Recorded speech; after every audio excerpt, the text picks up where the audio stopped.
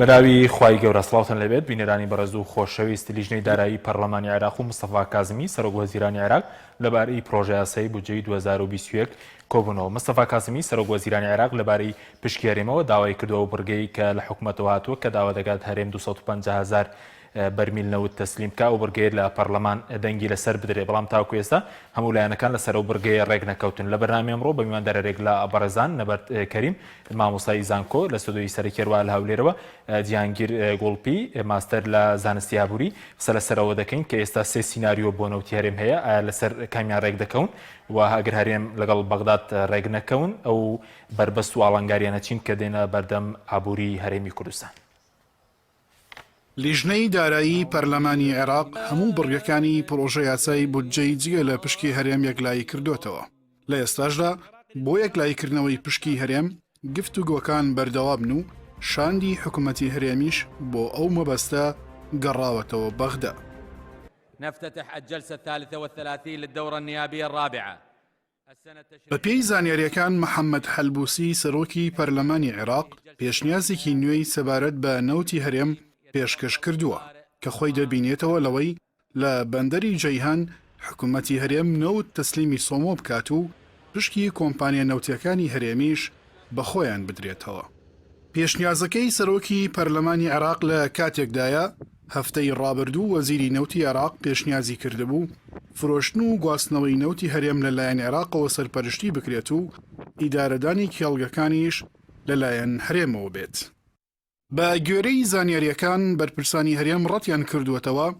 تەواوی نەوت ڕادەستی عێراق بکەن و بەکارێکی نادەستوری وەسفی دەکەن. دا سەبارەت بە پشکی هەرێمی کوردستان مستەفا کازمی داوای لە ئەندامانی لیژنەی دارایی کردووە ئەو بڕگەی لە حکوومەتەوە هاتووە دەنگی لەسەر بدرێت. ئەو بڕگەی سان داهاتی 250,000 بەرمیل تەسلیم کات، بەڵام لەلایەن لایەنە شیعەکان ڕەت کراوەتەوە. ناکۆکیەکان لەبارەی پشکی هەرێم لە کاتێکدایە وادەی دەنگدان لەسەر پرۆژە یاسای بودجەی عێراق نزیک بووەتەوە و پێشبینی دەکرێت ڕۆژی پێنجشەمە دەنگی لەسەر بدرێت. مجلس النواب طبقا لأحكام البند أولا من المادة 61.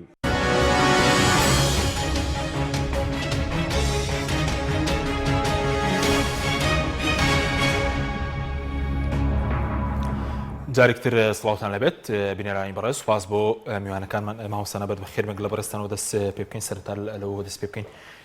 لیژنەی دارایی پەرلەمانی عێراق گۆڕانکاری زۆری کردووە لە پرۆژە یاسای بودجەی 2021. طبعا شەوی ئەوە بینەرانیشتان باش. ئەمە گەر بێت و طبعا عادەتەن قانونی پرۆژە یاسای بودجەی هەموو دەوڵەتێک وایە کە ئستنا دەکاتە سەر قانونی پرۆژە یاسای بودجەی ساڵەکەی پێشخۆی. ئەگەر ئێمە سەیری پرۆژە یاسای بودجەی ساڵی 2020 حکوومەتی عێراقی بکەین کە ئەبینین خەلەلێکی زۆری تیا بوو و ئەم خەلەلانە وای کرد کە بۆ ساڵی 2021 زیاتر بۆ نمونە هەوڵی معالەجەکردنی و خەلە نەبن، چونکە لە ساڵی 2020دا بەهۆی ڤایرۆسی کۆڕۆناوە و بەهۆی دابەزاندنی نرخی نەوتەوە حکوومەتی عێراقی نزیکی 70 تریلیۆن دیناری عێراقی بودجەکەی کورتی هێنا، واتە زیاتر لە 150 بودجەکەی کورتی هێنا بوو. بەڵام خۆشبەختانەوە بوو کە لە ساڵی 2021 دیسانەوە ڤایرۆسی کۆڕۆناوە کەم بوویەوە و دۆزینەوەی ڤاکسینەکەەوە بەرز بووی نرخی نەوتیش و کارێک بوون بۆەوەی کە حکوومەتی عێراقی پلانەوەی دابنێ کە پرۆژەسەیەکی بودجەی تۆکمە و جیاوازتر دابن لە ساڵەکانی ڕابردوو. ئەوە بوو لە ئاخر ڕەشنووسی پرۆژەسەی بودجەی گشتی 2020 حکوومەتی عێراقیە ئاماژە بەوە کرێ کە کەمتر لە نێوانی 25 تریلیۆن دینار تاوەکو بۆ 30 تریلیۆن دینار عەجزی موازنەی 2021 و بودجەی گشتی حکوومەتی عێراقی بۆ ساڵی 2021 خەمڵێنراوە بە نزیکەی 130 تریلیۆن دینار و بە هەمان شێوە و آخر بۆ نمونە هەنگاوی پەرلەمانی عێراق و بە تایبەتی لیژنەی دارایی پەرلەمانی عێراق کە ئەمە جێگەی دەستخۆشیە ئەوە بوو کە ئەو باجەش کە خراپبووە سەر موچەی موچەخۆرانی حکوومەتی عێراقی لابرا، واتە موچەی موچەخۆرانی عێراقی لە ئاسی بڵین ناوەندەکانی وەزیفەی بۆ نمونە پلە تایبەتەکانانە موچەی کاملەن وەرەگرن جگە لەوەی کە لێبڕینێ کراوە لە سێ سەرۆکایەتیەکە. بۆیە من بڕوام وایە من لە پێشووتریش ئاماژەم پێ کردووە حکوومەتی عێراقی ئەگەر بێت و بەم نەمەتە هەنگاوەڵ بنێ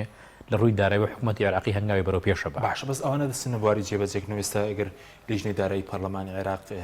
کۆی گشتی بوجێ لە 164 تریلیۆنەوە کردووە نزیکەی بە 129 تریلیۆن دینار ئەوەندەی کەم کردووە کورتینانی لە 71 تریلیۆنەوە کردووە بە نزیکەی 25 تریلیۆن دینار دەتوانرێت ئەمانە جێبەجێ بکرێت طبعا کە حەکیم لە یان بۆ من بۆ خۆم سەردانی بەغڵام کردو بۆ پەرلەمانی وێش ڕۆشتینەوە ستافەکانی وێشمان بین و لیجانەکانمان بینەوە مهمەتەکە لەوایە لە حکوومەتی عێراقیە پەرلەمان باڵەدەستە و ئەوە پەرلەمانەکە قرار ئەیە کە بۆ نمونە حکوومەت چی بکاو چی نەکا نەکەوە حکوومەت بێ قرار بات و بۆ نمونە پەرلەمان چی بکاو چی نەکەوە هەوشەوەی بۆ نمونە هەرێمی کوردستان و حکوومەتی هەرێمی کوردستان نییە کە بە میزاجی حکوومەت بۆ نمونە پەرلەماندا بخرێ پەرلەمانتار بۆ نمونە حەسانەی لێوەربگیرێتەوە پەرلەمانتار بۆ تووشی کێشە بێ بۆیە من بڕۆم وایە لە عێراقدا ئێمە باستەوە ناکەین کە عێراق و بەهشتەیە دوورە لە گەندەڵ و لە فەسادەوە بەڵام باس لە وێنە واقعەکەکەین وێنە واقعە گوازینەوە لەو عێراقا پەرلەمان حکومەکە و شخصیەتی پەرلەمانتار بۆ نمونە ئەتوان بۆ نمونە قرار و بۆ نمونە ئایدیا و بۆ نمونە پرۆژیانە بێکەوە بکەن کە حکومەت ملزەمکەن بۆیە خودی پرۆژه یاسایی ساڵی 2020 حکوومەتی عێراقی بە بڕای من لە ئێستا پرۆژه یاسایەکی باشە بۆ ئێستای حکوومەتی عێراقی ئەگەر بێت و سەیری متەکاملینی پرۆژەکە بکەی من بڕام وایە لە 17 ساڵی ڕابردووە تاوەکو ئێستا حکوومەتی عێراقی پرۆژه یاسایەکی باشی نەبووە بۆ چونکە هەمیشە هەموو ساڵێک پرۆژه یاسایی بودجێ گشتی حکوومەتی عێراق بەشێکی زۆری پشتی بەستووە بە موازنەی تەشغیلی و تەنها موچەخۆرانی دابین کردووە لە مەجالەکانی ئیسیسمار و بەرهێنانە حکوومەتی عێراقی تا ڕادەیەکی زۆر بۆ نمونە هەمیشە کەمترین پارە و تەخسیساتی بۆ بودجێی ئیسیسماری کردووە بەڵام لە کوی بابەتەکە ئەوەیە بودجێی 2021 حکوومەتی عێراقی لە چاو ساڵەکانی پێشوا بودجێکی زۆر باشە و قەرزێکی کەمترێکەوە سەر حکوومەتی عێراقی و عجزێکی کەمتریشی هەیە و بە هەمان شێوە ئەگەر بەم نەمەتە بڕۆ چونکە زۆربەی محلەکانی بۆ اقتصادیی لە هەردوو قوتبەکەی ئەمریکا و بۆ نمونە رووسیا باسەوەکەن کە نرخی نەوت لە ساڵی 2021 ناکاتە بۆ نەخوار 55 دلاریش بابەتەکە لێرە ئەوەیە حکوومەتی عێراقی بۆ ئەم ساڵ نرخی بەرمیلێک نوتی دیاری کردووە بە 45 دلار ئەگەر بێت و بۆ سێری کابینەکانی پێشوو بکەین بە تایبەتی کابینەکەی عادل عەبدولمەهدی گەورەترین کێشە ئەوە بوو کە ئەو نرخی بەرمیلێک نوتی دیاری کرد 56 دلار کە ئەمە بەرزترین ئاست بوو کاتێکدا ئابەزێ بە 25 دلار و 20 دلار عجزێکی زۆر سیر و سەمەرە دروست دەکات دەتەکرم بۆ لای بەڕست ماوەستا جیهانگیر سوپاس بۆ ئامادەبوونی بەڕێزیشت سەبارەت بە پشتگیرێم لە پرۆژە یاسای بودجەی 2021 عێراق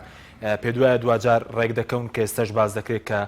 سێ سیناریۆ هەیە بۆ نەوتێرێم یەکەمیان تەسلیمکردنی 150,000 بەرمیلە دووەمیان عێراق سەرپەرشتی گواستنەوە فرۆشتنی نەوت بکات و ئیدارەدانی کێڵگەکان لەلایەن هەرێمەوە بێ سێمیشان باز لەوەکێک کە لە بەندەری گیان ئەوەی کە پشکی هەرێمە تەسلیمی سۆمە بکرێت و کۆمپانیەکانیش خۆیان پشکی خۆیان بفرۆشن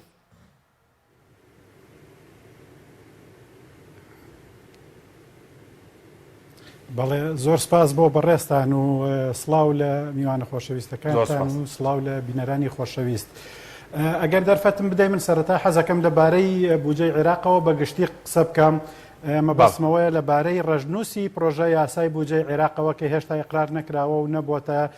یاسا ئێمە ئەتوانین تاکو ئێستا قسە لەسەر پرۆژە یان ڕژنووسی پرۆژە یاساکە بکەین کە لایەن حکوومەتی عێراقەوە نێردراوە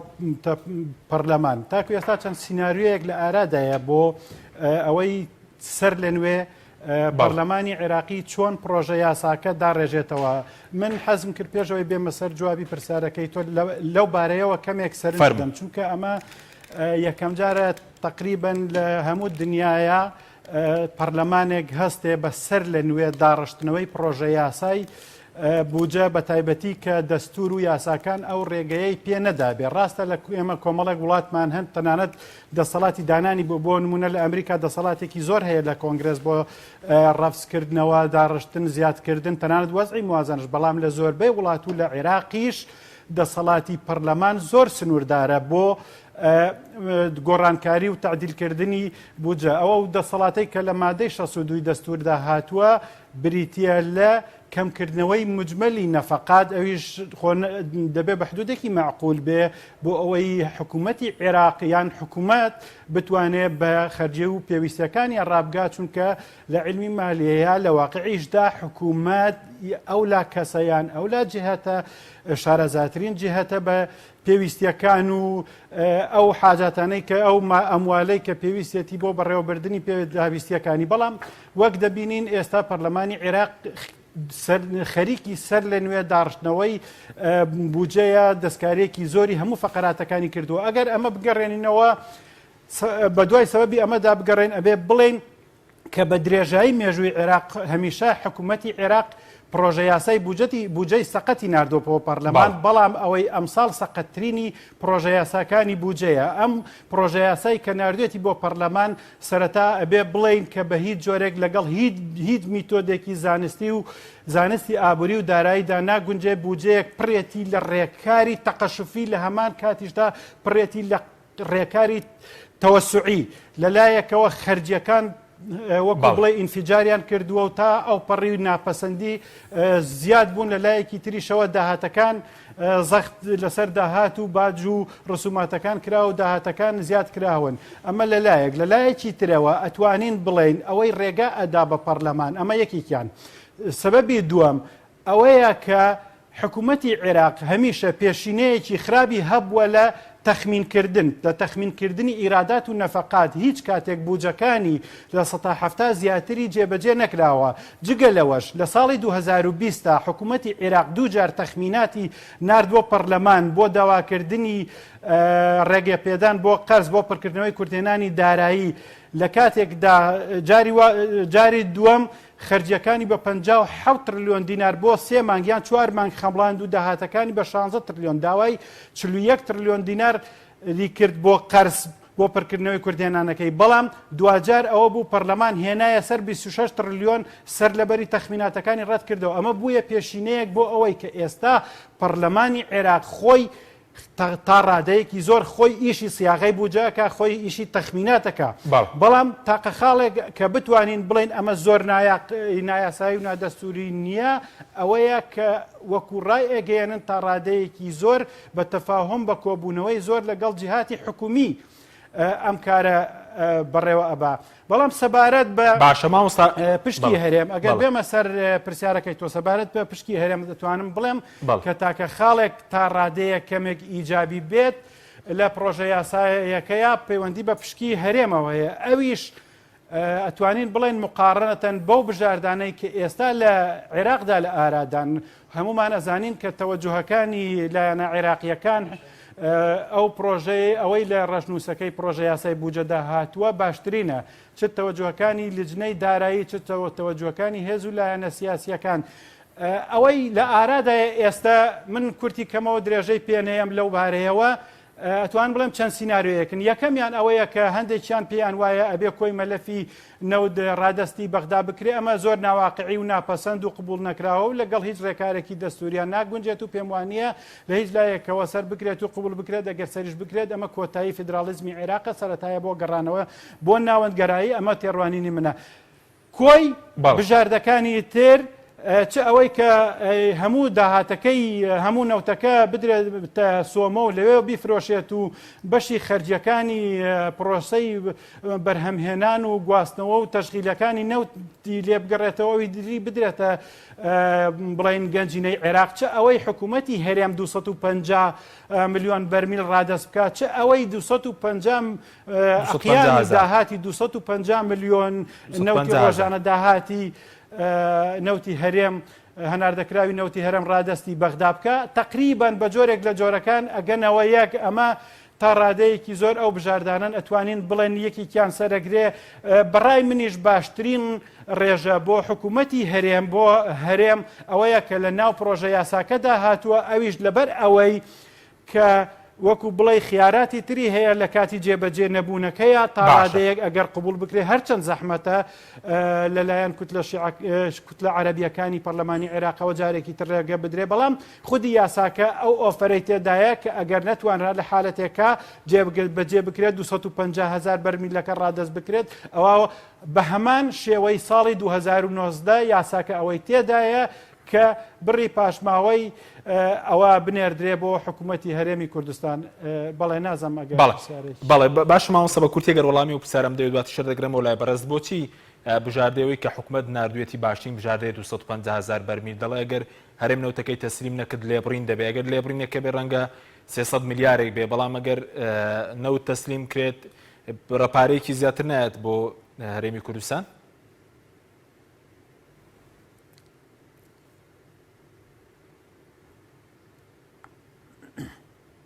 بەڵێ پرسیارەکە بۆ منە بەڵێ مامۆستا بڵێ بە کورتی بێ سپاس دەکەم.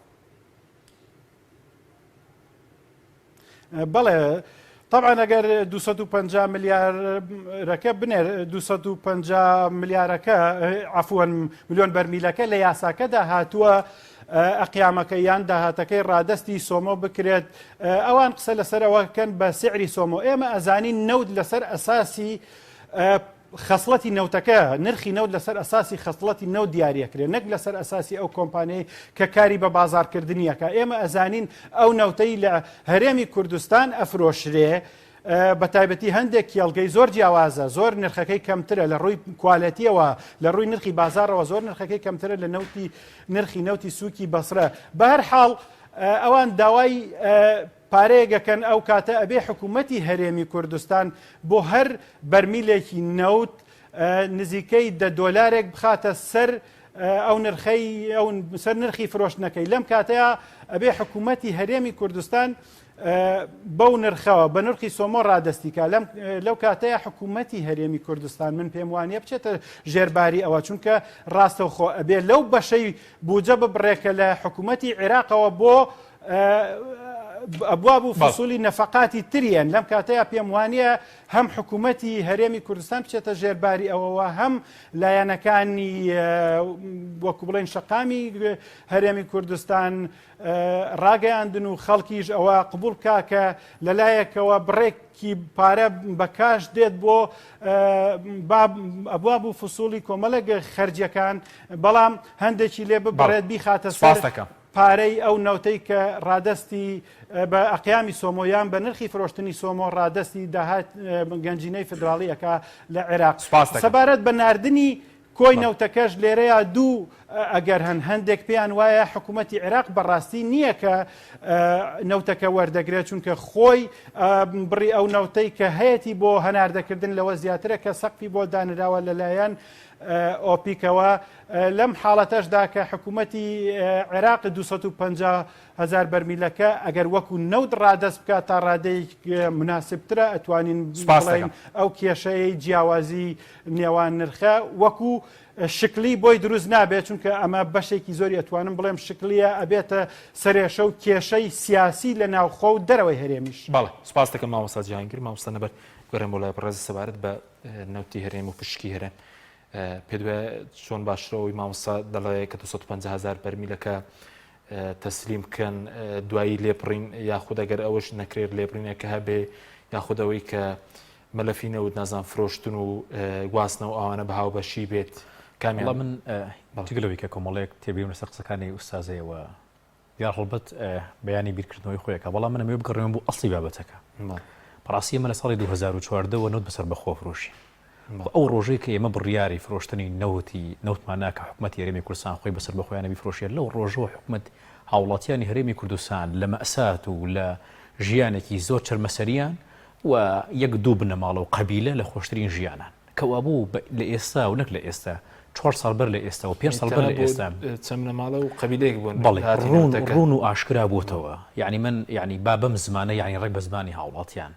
یعنی بەڕاستی نەوتی هەرێمی کوردستان کارەسات و مەئسات بۆ هاوڵاتیان خۆشبەختی و لۆبیکردنی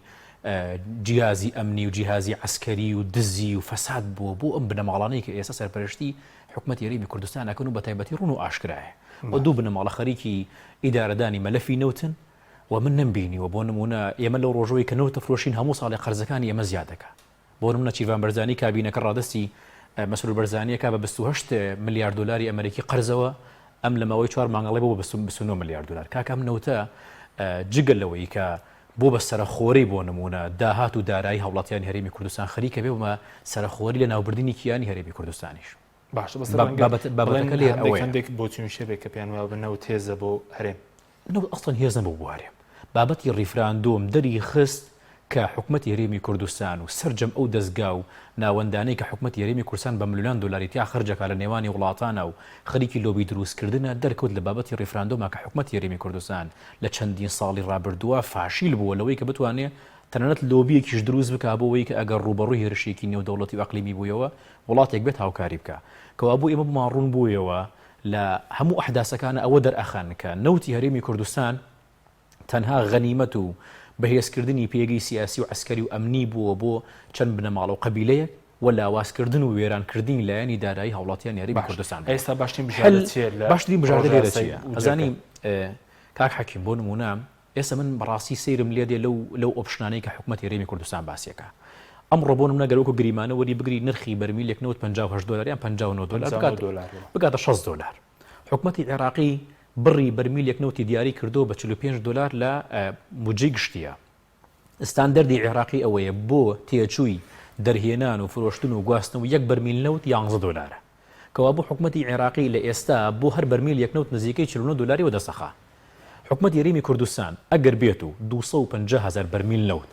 بە 45 دلار بفرۆشێ بە حکوومەتی عێراقی و داهاتەکەیان ڕادەست بکە ئەکا 470 میلیارداری عێراقی. ئەمە حکوومەتی هێرێمی کوردستان بەس داهاتی 250,000 بەرمیل نەوت بە 45 دلاریش نەک 49 دلار ئەگەر 45 دلار با بە حکوومەتی عێراقی بە 145,000 دینار کە نرخی دۆلارەکەیە حکوومەت هێرێمی کوردستان ئامادەی نیشان ناوە هەموو مانگێک بەس داهاتی 250,000 بەرمیل 470 میلیاریش بە. داهاتی خاڵە سنوورەکان و داهاتی ناوخۆ ئامادە بۆ لە سا 50 با بەپێی داتاکان خۆیان باس لەوەکەن کە 200 میلیۆن دلارە مانگانە ئەکاتە 300 میلیارد ناری عێراقی. بەم پێوەرە بێ 150 میلیارد بە 470 620 میلیارد ئامادەی هەموو مانگێک بیا بە حکوومەتی عێراقی بەرامبەر بەوە 900 میلیاری باتەوە. ئەو فەرقەی لە نێوانی 620 میلیارەکە و 900 میلیارەکە حکوومەت هێرێمی کوردستان نزیکەی 250 بەرمیل لەبەردەستایە و لەگەڵ لە 150 داهاتی ناوخۆ. کەو ئەبوو حکوومەتی هێرێمی کوردستان ئەسڵەن بڕوام وایە بەپێی ئەم داتایە ئەم داتا و ئەم ئەرقامانی کە لەبەردەستا هەیە حکوومەتی هێرێمی کوردستان لە ئێستا کە نرخی دۆلار بەرز بۆتەوە بۆ 145,000 و نرخی نەوت بەرز بۆتەوە بۆ نزیکەی 6 دلار حکوومەتی هێرێمی کوردستان داهاتێکی کەوتوی لەبەردەستا هەیە و ئەگەر بێت و لە ئۆپشنەکە لەو خاڵەیە کە لەگەڵ حکوومەتی عێراق ڕێک نەکەوێت. ئەسڵەن کاک حەکیم من حسابم کردو حکوومەتی هێرێمی کوردستان ئێستا نەوت بە 6 دلارە. ئەگەر 480 بەرمیلەکە بە 30 دلاریش بفرۆشێ کاتە نزیکەی 650 میلیارد ناری عێراقی بەس پارەی نەوت بەس داهاتی نەوتەکەیەتی جگە لەوەی کە داهاتی ناوخۆچەنی هەیە. بەڵام بابەتەکە لێرە ئەوەیە ئەم مەسەلەی نەوتە و ئەم کەیسی نەوتە لە دەستێکی ئەمەندە ئەمینایە کە بۆ نمونە سەرجەم داتا و ئەرقامەکان بخاتە خەزینەی گشتی حکوومەتەکە و بخاتە خەزینەی گشتی وەزارەتی دارایی و لێوە دیسانەوە پڕۆژەی ئاسایی بودجە و تەخسیساتەکانی بۆ بکرێ. بۆ بەبەتە سەرەکیەکە ئەوەیە کە حکوومەتی عێراق و حکوومەتی هێرێمی کوردستان ناگەن بە خاڵی ئیتیفاقی و ڕێکەوتن نەوت نەبووتە هۆکارێک لە هەرێمی کوردستان بڕاتە خەزینەی گشتی حکوومەتەوە. نەوت نەبووتە هۆکارێک بۆ ئەوەی کە وەکو پێگەی هەرێم وەکو حکوومەت و وەکو لایەنی کیانی حکومی بەهێز بکە. تەنها نەوت ئەسلیحەیەک بووە چەکێک بووە هێزێک بووە بۆ نمونە وەکارێک بوو بۆ ئەوەی خەزینەی حزبەکان بەهێز بێ و پڕ بێ و لە ڕێگەی پڕبوونی خەزینەی حزبەکانەوە سۆشیال میدیان بەهێزە بێ لایەنی ئەمنیان بەهێزە بێ چەساندنەوەی خەڵکیان بەهێزە بێ و لۆبیەکیش دروستەکەن لەگەڵ ئەو وڵات دیکتاتۆرانەی کە و شێوەی بیرکردنەوەکانی خۆیانن. دەنا ئەمڕۆ کە ئێمە تایین دەرخەری ئەوەیە بۆ نمونە تۆ سەیرەکەی بۆ نمونە سەیری ئەو ئەحزابانەکەی کە کەیسی نەوتیان بەدەستەوەیە لە ڕووی داهاتەوە داهاتەکان ڕۆژ بە ڕۆژ کێرفەکەی بەرزە بێتەوە. بەڵام داهاتی هەوڵاتی سەیری بکە هەوڵاتیەک بە بۆ نمونە بە 50 ڕۆژجارێک بە 6 ڕۆژجارێک بە لێبڕینی سا 21ەوە موچەیەک وەرەگرێ. حکوومەتی هێرێمی کوردستان لە هەموو ساڵی بۆ نمونە 2020 تا تەنها ئامادە بۆ 5 موچە بە لێبڕین لە سا 21 لە سا 18 دابش بکە. ئێکەوە بوو ئەم نەوتە نەبووتەوە کارێک بۆ ئەوەی پێگەی هەرێمی کوردستان و حکوومەتی هێرێمی کوردستان و لایەنی دارایی حکوومەتی هێرێمی هەوڵاتیان بەهێز بکە. بۆی ئەڵتەرناتیڤ و باشترین چۆیسەوەتانێک کە حکوومەتی هێرێمی کوردستان یەکەم هەوڵ با لەگەڵ حکوومەتی عێراقیان ڕێک بکەوێت. من پێم سێرە بۆ نمونە حکوومەتی هێرێمی کوردستان ئامادەیە لایەنی دارایی دەوڵەتێکی وەکو تورکیا بەهێز بکە بۆی کە بۆڕینەوتەکانی بۆ نمونە بە ئیجار بۆ بگرێ بۆی کە بۆ نرخی هەر بەرمیلێک نەوت نزیکەی 16 دلار لەسەر حکوومەتی هێرێمی کوردستان بکەوێت بۆی خەزینە و داهاتی تورکیا بەهێزی بەڵام ئامادەین لەگەڵ حکوومەتی عێراقیان ڕێک بکەوێت. تۆ لە چوارچێوەی حکوومەتی عێراقیە بۆ نمونە بۆچی بۆ تۆ ڕەوایە پەرلەمانتار و وەزیر و بریکاری وەزیر و دار و بەردن لە حکوومەتی عێراقی بێت و لیوە و جێشتە بێ موچەوە بگرێ بەڵام پێت ڕەوانی ئەو نەوتەی کە پێویستە لە چوارچێوەی حکوومەتێکی عێراقیایی و ئەشزانی ئەگەر کۆمپانیای سۆمە بیفرۆشی حکومە نەوتەکە بۆ هەرێمی کوردستان نزیکەی لە 130 بۆ لە 140 داهاتەکەی حکوومەتی هەرێمی کوردستان زیاد دەکا بەڵام ئامادەیە نەوتەکەی خۆی هەرزان فرۆش بکە و ببێ بە خێر و خەنیمەت بۆ وڵاتانێکی تر بەڵام ئامادە نییە بۆ لە چوارچێوەی حکوومەتی عێراقی و لەگەڵ حکوومەتی عێراقی بگا بە ئیتفاقێک بۆی هیچ نەبێ هاوڵاتیان هەرێمی کوردستان لەم مەسادەدا ڕزگاریان بێت. دەگەرم وڵات مامۆستا جیهانگیر سەبارەت بەوەی کە بەڕێز وتت ئەو بژاردەی 250,000 بەرمیلەکەوەی کە کازمی ژەمڕۆ لە لیژنەی دارایی داوای کردبوو کە ئەوە جێبەجێ بکرێت بەڵام هەندێک لایەنی عێراقی کێشیان هەیە. پێ وایە دوجار کەیسی نەوتەکە و پشکەکە یەکلا دەکرێتەوە یاخود ئێمە بەبێ ڕێکەوتن دەمێن هەرێمی کوردستان بەبێ ڕێکەوتن دەمێنێتەوە؟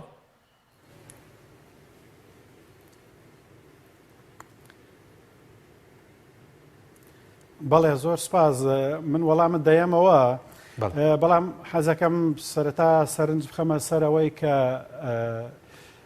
نەوت بووەتە نەفرەت بۆ هەرێمی کوردستان ڕاستەکە مامۆستا نەوت سەرەتا هەر لە بیدایەتەوە بووە نەفرەت بۆ عێراق چەند ساڵە عێراق ئەکا بەگشت وڵاتانە چەند ساڵە عێراق کاولەکە ئێستش عێراق و هەرێمی کوردستان زۆربەی دەوڵەتانی ڕێعی نەوت بووەتە تا ئەوەی کە نەیانتوانی وە سوودی لێوەربگرن بووەتە نەفرەت بۆیان مەرەز نەخۆشی هۆڵندی گەورەبوونی دەوڵەت لە چاو سێکتەری کەرتی تایبەت و ئەوانە هەموو ئەو شتانە ئەو کێشانەی کە ئەو بەڕێزە باسی کرد ئەیان زانین ئێمە ئەزانین تا ڕادەیەگەتوانم بڵێم ئیش و کاری زۆر بەمان بۆتە دووبارەکردنەوەی ئەم قسانە وامان لێ هاتووە مەجالمان نییە خەریکی بابەتێکی تر بین ئەم قسانە ئەوەندە وتراونەتەوە لەگەڵ ئەو پەڕی ڕێزم تقریبا هوەرێکی وایتیانە بڵێم نەوتەکە خراپ بەکارێنرێ گەندەڵی تیاکرێ خراپ ئیدارە ئەدرێ ئەمە هەموو کەس ئەزانێ حکوومەتی هەرێمی کوردستان ئێستا خۆی نەک ئیعترافی کردووە خۆی بە عەلەنی ئاشکرا هاوار دەکا خراپ بەڕێوە ئەبرێ کولفەمان زۆرە داهاتەکەی هەمووی نایەتەوە بە حسابی خۆی بڕیاری بۆ دەرەکا لە جانی بۆ دروستەکە بەرحاڵ باز زیاتر لەسەر ئەمە نەڕۆین من مەبەستی من ئەوە بوو باز لە واقعەکەم باز لە واقعەکەم کە حکوومەتی هەرێم بەم واقعەوە پێی باشترە ئەو سیناریۆیە جێبەجێ بکە و دووەمیش سیناریۆ وتم 250,000 بەرمیلەکەش وەکو نەوت ڕادەستی بکە ئەویش یەکێکە لە بژاردە باشەکان چونکە ئەو کاتە ئەتوانم بڵێم نزیکەی ساڵانە 10 تریلیۆن و نیو لە بودجەی عێراق بۆی دێ ئەویش ئەگەر هەموو بودجەکە بە کاملی جێبەجێ بکەن هیچ ئەملاوڵاتیان نەکەن چونکە وەکو تەجروبەمان هەیە هیچ کاتێک بودجەی عێراق بە تایبەتی پشکی هەرێم وەکو خۆی جێبەجێ نەکراوە من باسی ئەوم کرد بژاردەی دووەم کە باشە جێبەجێ بکرێ بژاردەی یەکەم کە ئەگەڕێنەوە سەر هەمان ئوسلوب وتم واقعیە حکوومەتی هەرێم لەوانەیە ئەوەی پێ باش بێ بەڵام بژاردەی دووەم 250,000 بەرمیلەکە کە حکوومەت خۆی ئامادەی ڕادەستکردنی کردووە من ئەوەشم پێ باشە بەڵام من ئەمەوە سەرنج بخەمەوە سەر ئەوەی کە باسی باشی و خراپی نەوتەکەم وەکو بڵێ ئیسینادەن یان لەبەر ڕۆشنایی ڕقەمەکانی موازنەی عێراقی قسەیەکەم من خیاڵ پڵاو نیم بڵێم کە نەوتەکەمان ڕادەستی عێراق کرد وەکو 2013 سەتا حەفدەی بودجەکە نەفەقاتی سیادی و حاکیمەی لێلا ئەبەن و ئیتر سەدا 11مان بۆیە نێرنەوە کاکە ئێستا سەتا بودجەی عێراق وا کەمەکرێتەوە بۆ نزیکەی 130 میلیارد تریلیۆن دینار بەپێی ئەو ڕێژەیە کە بۆ حکوومەتی هەرێم دانراوە ئێمە لە باشترین حاڵەتدا 10 تریلیۆن دینار نزیکەی 10 تریلیۆن دینارێکمان بۆ دائەنرێ ئەویش ئەگەر ئەو هەموو لوغم و تەڵەیەی لە بودجەکەیە لە بڕگە و مادەکانی بودجەکەیە دانراوە کە ئێستا لەوانەیە دەرفەت نەبێ یەک بە یەک باسییان بکەین ئەگەر ئەوانش نەکەنە گرفت بۆمان منیش پێم وایە ئەگەر ئێمە لە دەوڵەتێکی ئیتیحادی مەدەنی و فیدراڵی ڕاستەقینەدا باین فعلا ئەو هاوکێشانەی کە پێی وایە نەوتەکەمان ڕادەستی عێراق بکەینەوە بۆ ئەوەی بە سافی بودجەیەکی شایستە و لایەق بە خۆمان وەربگرین تاکو وەکو بڵێ پارێزگای موسەنا و زیقار و پارێزگاکانی ترمان لێ نێت ئێمەش پێمان خۆش بوو بەڵام قسەکە لەسەر پێخۆشبوون و پێخۆش نەبوونی ئێمە نییە کۆمەڵێک بژاردە لە ئارادایە بژاردەکەش بۆ یەک کەس نین من پێم عجایبە تاکو ئێستاش هەر دەوترێ حکوومەتی هەرێم بچێ ڕێک بکەوێت کاکە ڕێککەوتن لە نێوان دوو تەرەفدا ئەکرێ تەنها بە یەک تەرەف ناکرێ خۆشبەختانە ئەم ماوەیە زۆربەی لایەنە سیاسیەکان زۆربەی پەرلەمانتارانی بەرەی ئۆپۆزیسیۆن و دەسەڵات و هەموو لایەک لە گفتوگۆکانە بەشدار بوون پێیان وایە کە حکوومەتی هەرێمی کوردستان بۆ زۆربەی ئۆپشنەکان غەیری ڕادەستکردنی کۆی مەلەفی نەوت کە نادە سووریا بۆ کۆی ئۆپشنەکان ڕەزامەندی دەربڕیوە بەڵام ئەوە حکوومەتی عێراقە کە بەرامبەر ئەوە ناتوانێت بەڕوونی پێت بڵێ بەڕقەم پێت بڵێ چیت دەدەمێت کە لەوە زۆر خراپتر نییە لەو ئۆپشنەی خۆت زۆر خراپتر نییە هەروەکو ئەوەی لە یاسای تەمویلی عەزەکەیە لە یاسای پڕکردنەوەی کورتێنانی دارایی ساڵی 2020 داوای کردبوو داوای نەوتەکەیە کرد بەرامبەردا نەی دەگوت کە چەند دەدەمێ ئەوە بوو وەفدی حکوومەتی هەرێم درەنگ بوو سەرەتا پێی ناڕازی بوو کە حەقی بوو بەڵام دواتر بە ناچاری چووە بەغدا تەنها بۆ ئەوەی پێی بوو ترێکاکە ئەم بڕگەیە جێبەجێ ئەکەن مافتان چەند لەم 26 تریلیۆن قەرزەی کە حکوومەتی عێراق وەریەگرێ باڵە جوابی ئەوەشیان نەدرایەوە مامۆستا مەقسەدم ئەوەیە ڕێککەوتن بە دوو تەڕەفەکرێ باڵە زۆر سپاس ناوبڕێکم هەیە مامۆستا ناوبڕێکم هەیە دوای ناوبڕەکە دەگەڕێم وڵات مامۆستا جیهانگیر بەڵێ بینەرانی بەڕێز ناوبڕێکی کورت و دەگەڕێنەوە وڵاتان تۆپ ئارت تاکە بریکاری تۆڕی میدیایی کۆمەڵ بۆ بەرهەمهێنان و بڵاوکردنەوەی ڕێکلام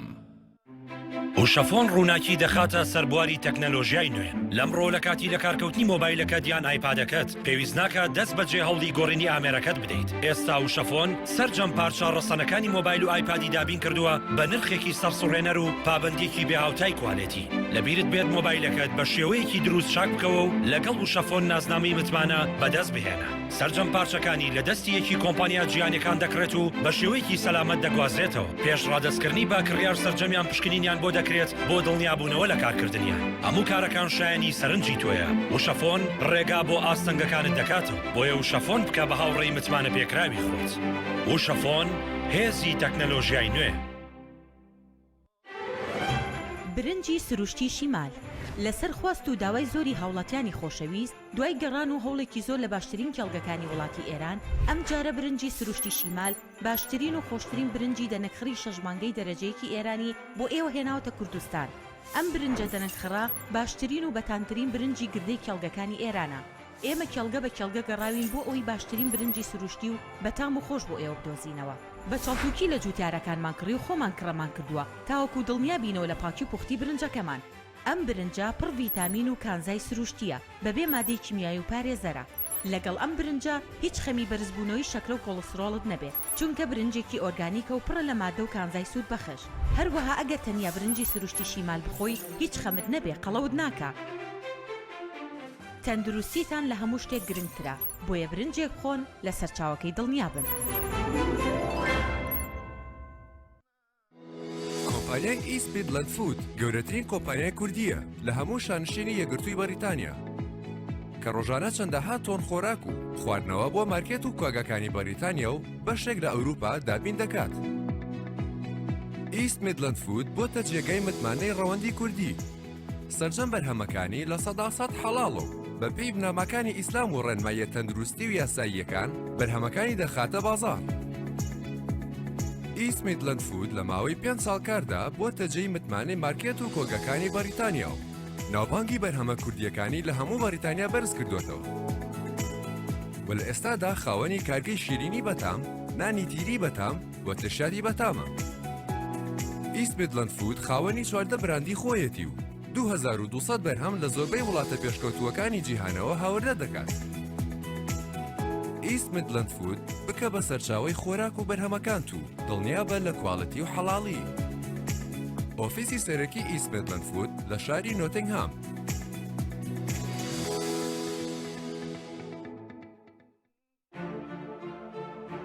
بە باشترین کواڵەتی دەستمان پێکرد و وەک هەمیشە باشترین بەرهەم پێشکەش دەکەین.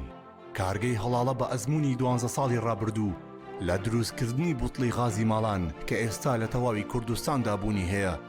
بەردەوامە لە خزمەتکردن و ئێستا هاوشێوەی کارەکەمان تەنکی غازی LPG بە هەموو قەبارەکانیەوە بە باشترین کواڵەتی و ستانداردی ئەوروپی لە ژێر چاودێری کواڵەتی کۆنتترۆلی حکوومەتی هەرێم و کۆمپانیایەکی تایبەت بە چێککردنەوەی تانکەکان لە ڕووی کواڵەتی و دانانی ئەکسسواراتی ئیتاڵی بەردەوامە لە بەرهەمهێنان. ئێستا هاوڵاتیان و هاوردەکاران دەتوانن بێ دوودڵی تەمچی غازی هەڵاڵا بەکار بهێنن کە گرنتی 100% لەگەڵە بۆ ماوەی 10 ساڵ وەک هەمیشە لە هەرزانی نرخ و باشی کواڵەتیدا بێ ڕکابەرین. کۆمپانیای هەڵاڵا باشترین جۆر سەلامەتی هەمیشەیی.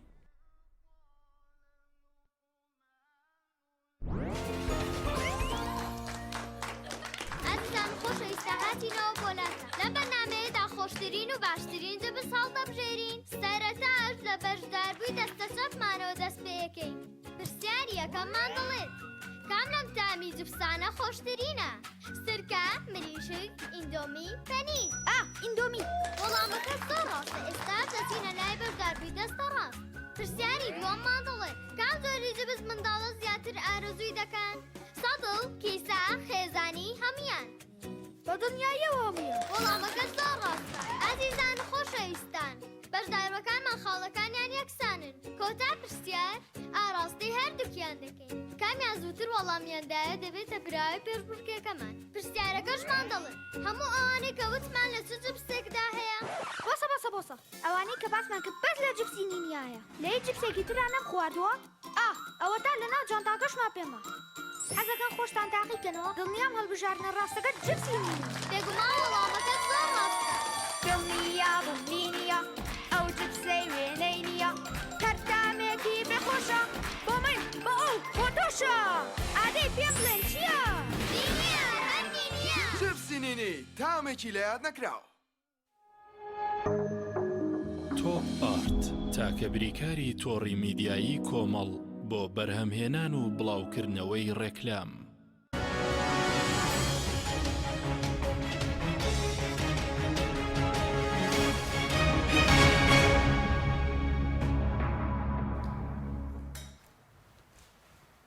جارێکتر سڵاوتان لەبێت بینەرانی بڕست ماوەستە نەبەرت بکەرم بۆ لای بەڕێز سەبارەت بووی کە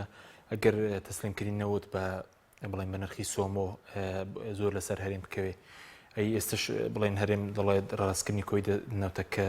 نادەستوریە ئێمە لە بەدەم چ بژاردەیەکدا پێ دوێت بژاردەیەکی ناوەڕاست دەدۆزرێتەوە من بڕۆم وایە دوو بژاردەیە یەکەوەتانێکە ئەگەڵ حکومەتی عێراقی ڕێک بکەوی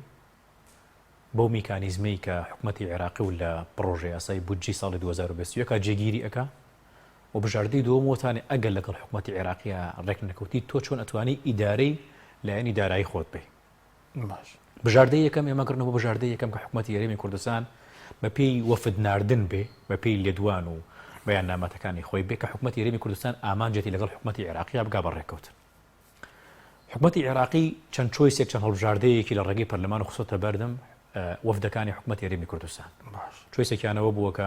داوای کۆی مەلەفی نەوت بکەن کاتێک کە داوای کۆی مەلەفی نەوتەکەن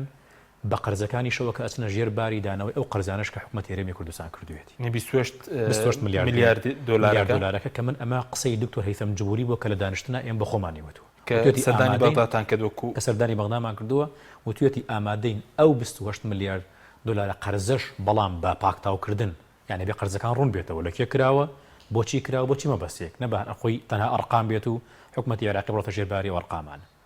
ئەمە هەڵبژاردەیەکیانە کە کۆی مەلەفی نەوت بە قەرزەوە حکومەتی عێراقی ئامادەیە بۆ نمونە وەری بگرێ هەڵبژاردەیەکی تریشیان ئەوەتانێ کە لە فەقەرەی پرۆژە یاسای بودجەی گشتی حکومەتی عێراقی جێگیر کراوە کە داهات یان ڕادەستکردنی 250,000 بەرمیل نەوت ئێمە دینە سەرەوەی ئەگەر حکومەتی هەرێمی کوردستان ئامادە نەبوو بڕی 250,000 بەرمیل نەوت ڕادستی حکومەتی عێراقی بکە وەکو خۆیان ئێستا ئاڵێن ئامادەن کە داهاتی 250,000 بەرمیل نەوت ڕادستی حکومەتی عێراقی بکەن با ببینێمە حساباتێک بۆ داهات یەم 250,000 بەرمیل نەوتە بکەین طبعا حکومەتی عێراقی لە ئێستا کە نرخی 6 دۆلارە یانزەی دەرەهێنیت بۆ خەرجیەکانی خۆی 49 دۆلار مێنێتەوە بۆ نرخی بەرمیلێک حکومەتی عێراقی ئەگەر گریمان وای دابنین 45 دۆلار بۆ هەر بەرمیلێک لەسەر حکومەتی هەرێمی کوردستان حسابێکە 250,000 بەرمیل نەوت بە 45 دۆلارەکە و بە 145,000 دیناری عێراقی ڕاستەوخۆ کاتە نزیکی 470 میلیارداری عێراقی کە بێ حکومەتی هەرێمی کوردستان ڕادستی حکومەتی عێراقی بکە ئەمە بەس داهاتی 250,000 بەرمیل نەوت بەتەنیشتیەوە حکومەتی هەرێمی کوردستان ئەڵێ ئامادەشم کە لە 150 داهاتی ناوخۆ ڕادستی حکومەتی عێراقی بکەم لە هەموو حاڵەتەکانە ئەگەر تۆ بیپێویت و حساباتی بکەی داهاتی ناوخۆی حکومەتی هەرێمی کوردستان 150 میلیارد دیناری عێراقەتی ئەپەڕێنێت کە لە 150کەی بێ ئەمە ئەگەر بە هەموو پێوەرەکان و بە کەمترین نرخیش دای بنی حکومەتی هەرێمی کوردستان بەم پێوەرە ئامادەیە مانگانە 600 میلیارد دیناری عێراقی ڕادستی حکومەتی عێراقی بکە بەرامبەر بەوە 900 میلیارد دیناری عێراقی وەربگرێ واتە فەرقەکەیان تەنها نزیکەی 300 میلیارد دینار بۆ 400 میلیارد دینارە کاتێک ئەگەر بێت و حکومەتی عێراقی ئەم ئیتفاقیە نەکرا ئایا حکومەتی هەرێمی کوردستان خۆی ناتوانێت بە لە 150 داهاتەکەی تری ناوخۆ بە نزیکەی 250 بەرمیلەکەی تر ناتوانێت ئەو 300 میلیارە ئەو عجزە پڕ بکاتەوە بە تەکیید دەتوانێت پڕی بکاتەوە ئەی بۆ بابێت حسابی بکەین حکومەتی هەرێمی کوردستان ئەگەر بۆ نمە بڵین نەوتەکەی هەرزان فرۆشەکە ئێستا نرخی 6 دۆلارە گریمان حکومەتی هەرێمی کوردستان بە 30 دۆلاری فرۆشێ بە 30 دۆلار بیفرۆشێ 480,000 بەرمیل ئەگەر بەو باسێکە خۆیان باسێکن 480,000 بەرمیل زەربی 30 دۆلاری بکەیت و بە 145,000 دینار دای بنی ئەکاتە نزیکەی 650 میلیارد دیناری عێراقی بەس داهاتی نەوتی مانگانی 450,000 بەرمیلەکە حکوومەت یاریمی کوردستان کە خۆی ئاماژەی پێکان نزیکەی 300 ملیاریش بۆ نمونە داهاتی ناوخۆی هەیە ئەمە ئۆتۆماتیکیە نەبێتە نزیکەی 1 تریلیۆن دینار ئەگەر بە کەمترین نرخ سەیری بکەیت کەوا بۆ حکوومەت یاریمی کوردستان لە ئەگەری ڕێک نەکەوتن لەگەڵ بەغاو و فرۆشتنی نەوتەکەی بەر لە 150 کەمتر لە نرخی نەوتی بەغا ئەو دەمە حکوومەت یاریمی کوردستان کێشەی دابینکردنی ئەو بڕەپارەی نابێت کە بۆ موچە پێویستی پێێتی بابین باس لەکەتی موچە بکەین ئێمە حکوومەت یاریمی کوردستان لە نزیکەی 2 ساڵی بۆ ئێستا کێشەیە ئێستا شەرداتەکەوانێ بەوە ئێستا حالن داهاتەکەوایە چونکە ئێستا 7 ملیار دینار کە لێبڕین لە 121 لە کۆی 894 ملیار 770 دەدا بە موچە یعنی لە 121 کە لێدا بڕین یعنی ئێستا بە لێبڕینەکەش بە لێبڕنە کاکە حەکیم با ببینێ معادلەی بۆ موچە خۆران بکەین طبعا خەرجی موچە خۆرانی حکوومەت یاریمی کوردستان بە 1,254,000 موچەخۆرەوە کە زیاتر لە 100,000 بندیواری تایە ئەکاتە نزیکەی 850 ملیار دیناری عێراقی ئەمە 850 ملیار دیناری عێراقی حکوومەت یاریمی کوردستان بە تایبەتی کابینەینەوە لە ڕۆژی دەست بەکاربوونیەوە ئەڵێ چاکسازیەکەین بەپی پڕۆژە و ئەرقام داتاکان باسەکرێت نزیکەی 150 ملیار بۆ 200 ملیار لە پرۆژەی چاکسازیە گەڕێتەوە بۆ خەزینەی حکوومەت یاریمی کوردستان کەوا بوو حکوومەت یاریمی کوردستان بەس چاکسازەکەی خۆی جێبەجێ بکە خەرجی موچەخۆرای نزیکە بێتەوە لە 600 ملیار ئەم 600 ملیارە ئەتوانێت لە ئەمڕۆ بەس بە فرۆشتنی 480,000 بەرمیل نەوتەکە بتوانێت موچەخۆران بەبێ لێبڕین دابین بکاتەوە نزیکەی 300 ملیاریشی بێنێتەوە بۆ خەرجێ گشتیەکانی خۆی سپاس دەکەم ماوەسا جیهانگیر بگەرم و لای بەڕێزت ئەو بژادەی کە بڕێز باست کرد ئەگەر حکوومەت هێرن 250,000 بەرمیل تەسلیم کە 10 تریلیۆنی لە عێراقەوە بۆ دێت پێداوە بژادەیەکی باشایی بۆچی ئەگەر بە 250,000 بەرمیل 10 تریلیۆن دەسەبەر بکەی قسە هەیە لەسەرەوەی کە بۆچی لە ناوخۆی یاریمی کوردستان هەستا بۆنەوە پێی راپۆرتی دیلۆیت لە نۆمانگی ساڵی ڕابردوو ئێمە تەنانەت تریلیۆنێک دیناریشمان دەست نەکەوتووە لە فرۆشتنی 124 ملیۆن بەرمیل نەوت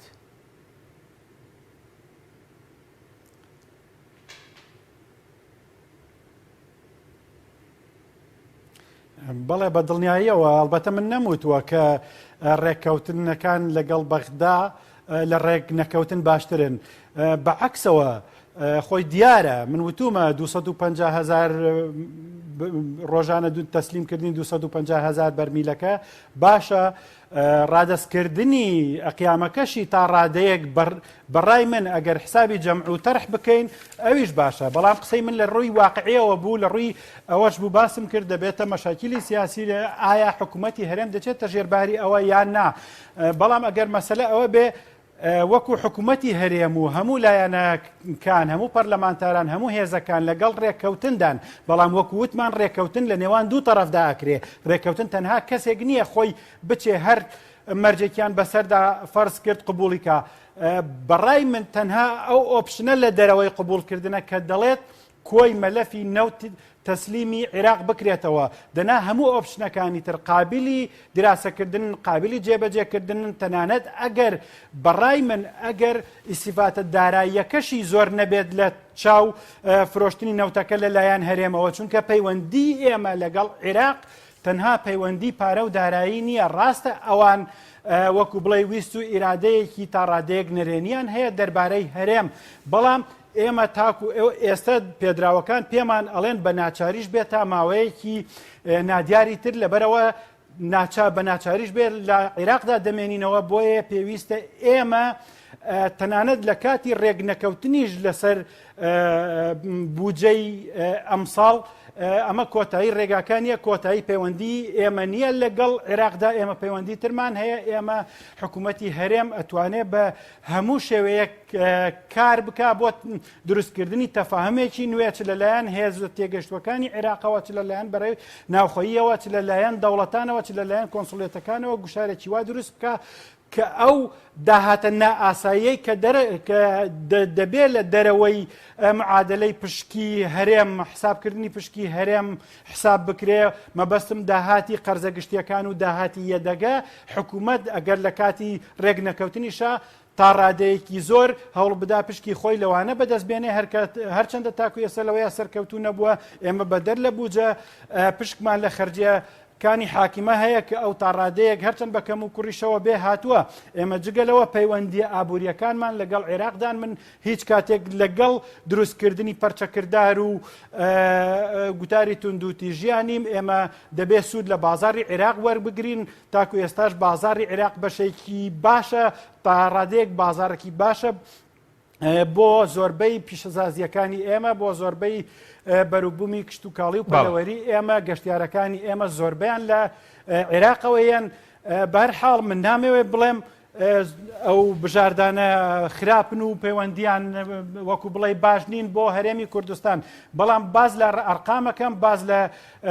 ئەوەیانەکەم کە زیاتر دەسەدا بۆ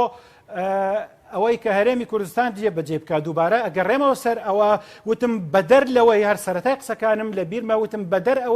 بەدەر لەوەی کە کۆی مەلەفی نەوت تەسلیمی عێراق بکرێ هەموو مەلەفەکانی تر هەموو بژاردەکانی تر ئەگەنەوە بە جۆرێک لە جۆرەکان ئەگەنەوە سەر ئەو خاڵی کە هەرێمی کوردستان 250,000 بەرمیل نەوت ڕادستی بەقا ئەکا لە بەرامبەردا بەو معادلەی کە ئێستا لە بودجەی عێراق دانراوە پشتی بودجەی خۆی وەردەگرێت تەنانەت ئەو 460,000 بەرمیلەش یان کۆی داهات کۆی بەرهەمی نەوتەکەش کە حکوومەتی عێراق دەڵێ ڕادستی من بکرێت خۆم تەسویقی ئەەکەم هەندێکی لێ دەجێڕمەوە بۆ خەرجیەکانی بواری نەوت لە هەرێمی کوردستان و ماباقیەکەی داهاتەکەی ئەگەڕێتەوە بۆ حکوومەتی عێراق ئەویش هەر بە هەمان شێوە تقریبان دەگەڕێتەوە سەر 250,000 بەرمیلەکە هەر ئەمە شەوای کردووە حکوومەتی هەرێم هەموو هێزە سیاسیەکان هەموو پەرلەمانتارەکان لەسەر ئەم بژاردانە کۆکن پێیان باشە جێبەجێ بکرێ هیوادارم هەردوو لا بگەنە ڕێکەوتنێک بەڵێ سپاس دەکەم مامۆستا زۆر بە کورتی سەبارەت بۆ یەکە لەگەڵ عێراق ڕێک نەکەون پێ دووبارە هەر هاوڵاتی باجەکەیتدا بۆ نمونە لێبڕینە پێشتر داوت چاکسازی لە خاڵە سنووریەکان دەکەن هێزپێک دێنە هیچ دیارنی لە دۆسینەوە تەروەکو پێشوو بەردەوامە باز لەسەر خەڵک زیادی کردووە ئێستا کرێی کارەبا زیادی کردووە کارەبای مۆلید ئێستا زیادی کردووە هاوڵاتیەک دەبێت 10,000 11,000 بێگان پێ بدات طبعا سیستەمی باج لە هەموو دنیاوەکو سەرچاوەیەکی داسی دەکرێت کە هاوڵاتی باج ئەیا دیسانەوەکو خزمەتگوزاری بۆ یەکەڕێنێتەوە بەڵام تەنها لە هەرێمی کوردستانە بم ئەم معادلەی عکسە و باج ئەخرێتە سەر داهات بەڵام لە هەرێمی کوردستان هاوڵاتی داهاتی نێو پێویست شەکە باجیش بە کەوا بووە بێت فکرە میتۆدی بۆ نمونە قانونی باج لە هەرێمی کوردستانەوەکو قانونی باجی هەموو دنیا بێ هاوڵاتی دەخل و داهاتی زەمانەت کراوە بێت بەرامبەر بۆ باج وەرەگرێت خزمەتگوزاری بۆ لەسەر هاوڵاتی دەبێت ڕێک نەکەون دووبارە بەتەئکیدی ئەگەر ئەم منتەڵەقە ئەم عەقڵێتە لە حکومداری لە هەرێمی کوردستانە بەردەوام بێ ڕێک نەکەوتن لەگەڵ بەغا تەنانەت ئەگەر ڕێکش بکەون لەگەڵ بەغدا ئەمان دیسانەوە بەم عەقڵێتە بیانوێ بەردەوام بن خەریکی دەوڵەمەندکردنی کۆمپانیەکانی خۆیان و شخصیەتەکانی خۆیان و خێزانەکانی خۆیان بن لە نەتیجە هاوڵاتیان هەرێمی کوردستان باجەکەیە بەڵام ئەم باجدانە بۆ هاوڵاتیان ماوەدرێژ نییە و بۆ خۆیان بوون بۆ حزبەکان ماوەدرێژە بۆی ئومێدەکەین کە ئەوانێکی سە قیادەی حکومەتی هەرێمی کوردستانەکان هەردوو هەڵبژاردەکان لە بەردەستا بێ ڕێککەوتن هەر ئامانجی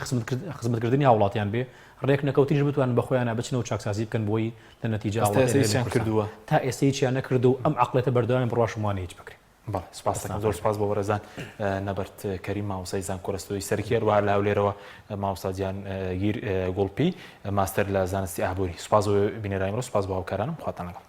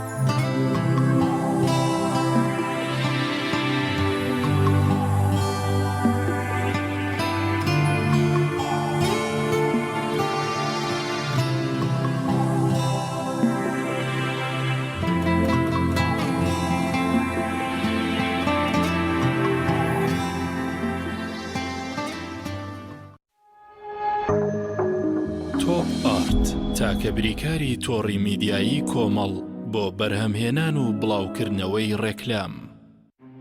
وشەفۆن ڕووناکی دەخاتە سەربواری تەکنەلۆژیای نوێ لەمڕۆ لە کاتی لە کارکەوتنی مۆبایلەکەت یان ئایپادەکەت پێویست ناکە دەست بەجێ هەوڵی گۆڕینی ئامێرەکەت بدەیت. ئێستا وشەفۆن سەرجەم پارچە ڕەسەنەکانی مۆبایل و ئایپادی دابین کردووە بە نرخێکی سەرسوڕێنەر و پابندێکی بێهاوتای کوالێتی. لەبیرت بێت مۆبایلەکەت بە شێوەیەکی دروست چاک بکەوە و لەگەڵ وشەفۆن نازنامەی متمانە بەدەست بهێنە. سەرجەم پارچەکانی لە دەستی یەکی کۆمپانیا جیهانیەکان دەکرێت و بە شێوەیەکی سەلامەت دەگوازرێتەوە. پێش ڕادەستکردنی با کڕیار سەرجەمیان پشکنینیان بۆ دەکرێت بۆ دڵنیابوونەوە لە کارکردنیان. هەموو کارەکان شایانی سەرنجی تۆیە. وشەفۆن ڕێگا بۆ ئاستەنگەکانت دەکاتەوە. بۆیە وشەفۆن بکە بە هاوڕێی متمانە پێکراوی خۆت.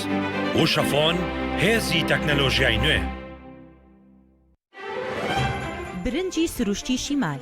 لەسەر خواست و داوای زۆری هاوڵاتیانی خۆشەویست دوای گەڕان و هەوڵێکی زۆر لە باشترین کێڵگەکانی وڵاتی ئێران ئەم جارە برنجی سروشتی شیمال باشترین و خۆشترین برنجی دەنەکخری شەژمانگەی دەرەجەیەکی ئێرانی بۆ ئێوە هێناوتە کوردستان. ئەم برنجە دەنەکخرا باشترین و بەتانترین برنجی گردەی کێڵگەکانی ئێرانە. ئێمە کێڵگە بە کێڵگە گەڕاوین بۆ ئەوی باشترین برنجی سروشتی و بەتام و خۆش بۆ ئێوە بدۆزینەوە. بە چاڵتوکی لە جوتیارەکانمان کڕی و خۆمان کڕەمان کردووە تاوەکو دڵنیا بینەوە لە پاکی و پوختی برنجەکەمان. ئەم برنجە پڕ ڤیتامین و کانزای سروشتیە بەبێ مادەی کیمیایی و پارێزەرە. لەگەڵ ئەم برنجە هیچ خەمی بەرزبوونەوەی شەکرە و کۆلسترۆڵت نەبێت چونکە برنجێکی ئۆرگانیکە و پڕە لە مادە و کانزای سوود بەخش. هەروەها ئەگەر تەنیا برنجی سروشتی شیمال بخۆی هیچ خەمت نەبێ قەڵەوت ناکە.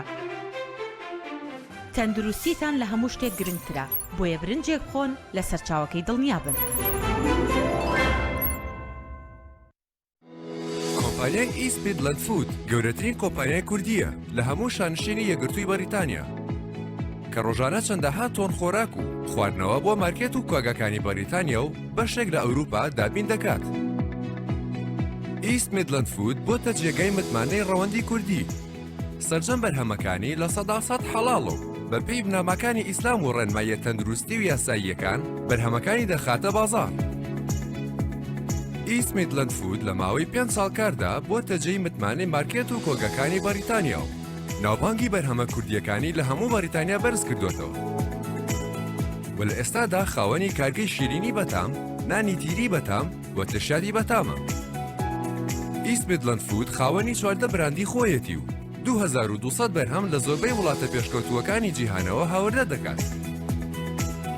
ئیست میدلەند فود بکە بە سەرچاوەی خۆراک و بەرهەمەکان و دڵنیا بە لە کوالەتی و حەڵاڵی.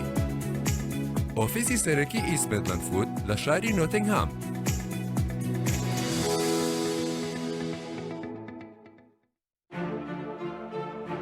بە باشترین کوالەتی دەستمان پێکردو وەک هەمیشە باشترین بەرهەم پێشکەش دەکەین. کارگەی هەڵاڵە بە ئەزمموی 12 ساڵی ڕابردوو لە دروستکردنی بوتڵی غازی ماڵان کە ئێستا لە تەواوی کوردستاندا بوونی هەیە بەردەوامە لە خزمەتکردن و ئێستا هاوشێوەی کارەکەمان تەمکی غازی LPG بە هەموو قەبارەکانیەوە بە باشترین کوالەتی و ستانداردی ئەوروپی لە ژێر چاودێری کوالەتی کۆنتترۆلی حکوومەتی هەرێم و کۆمپانیایەکی تایبەت بە چێککردنەوەی تانکەکان لە ڕووی کوالەتی و دانانی ئەکسسواراتی ئیتاڵی بەردەوامە لە بەرهەمهێنان. ئێستا هاوڵاتیان و هاوردەکاران دەتوانن بێت و دڵی تەمکی غازی هەڵاڵا بەکار بهێنن کە گرنتی 100% لەگەڵە بۆ ماوەی 10 ساڵ وەک هەمیشە لە هەرزانی نرخ و باشی کوالەتیدا بێڕکابەرین. کۆمپانیای هەڵاڵا باشترین جۆر سەلامەتی هەمیشەیی.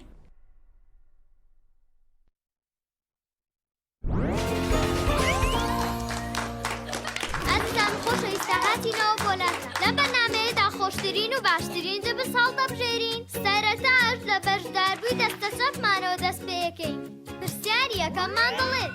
کام لەم تامی جوفسانە خۆشترینە سرکە مریشک ئیندۆمی پەنیر ئیندۆمی وەڵامەکە زۆر ڕاستە ئێستا دەچینە لای بەشداربووی دەستە ڕاست پرسیاری دووەممان دەڵێت کام جۆری جبز منداڵە زیاتر ئارەزووی دەکەن سەدڵ کیسە خێزانی هەمیان